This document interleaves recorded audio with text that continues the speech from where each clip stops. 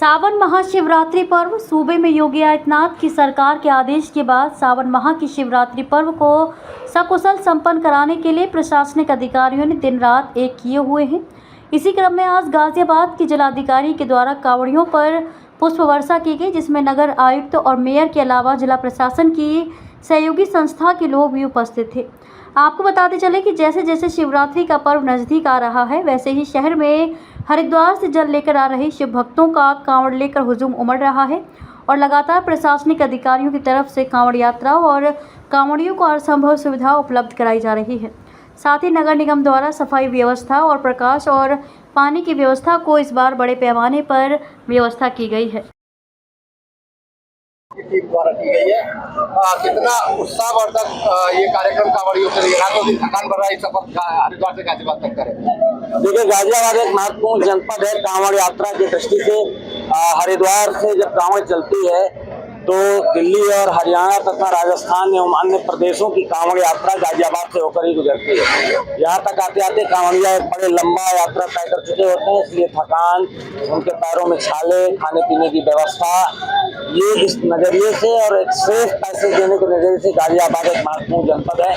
यहाँ पर नगर निगम की ओर से, पुलिस एवं प्रशासनिक अधिकारियों की ओर से पूरे माह भर, सावन माह भर एक सुंदर व्यवस्था की जाती है ताकि इस पर्व को लोग उत्साहपूर्वक और अपनी मूल्य मान्यताओं के अनुरूप मना सकें।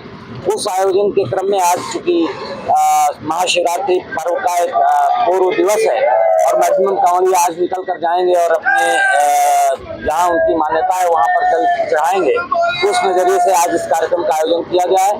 मैं अपने जनपद के सभी निवासियों को और विशेष रूप से पुलिस प्रशासनिक अधिकारियों को, नगर निगम की पूरी टीम को और पत्रकार साथियों को भी इस बात के लिए हार्दिक शुभकामनाएं देता हूं कि उन्होंने इस पूरे पर्व को सुनियोजित, सुव्यवस्थित रूप से संपादित कराने में हम लोगों का सहयोग दिया है और जहां कहीं आवश्यकता रही है उस ओर इंगित किया है ताकि हम अपनी व्यवस्थाओं पे और सुधार ला पाएं। निश्चित तौर पे अन्य वर्षों की तुलना में इस वर्ष हमने ज़्यादा अच्छी व्यवस्थाएं की हैं और जो कमियां रह गई हैं उन्हें आने वाले वर्षों में और ठीक किया जाएगा ताकि इस पर्व को राष्ट्रीय भावना के साथ, सांस्कृतिक उत्साह के साथ आगे और अच्छे से मनाया जा सके।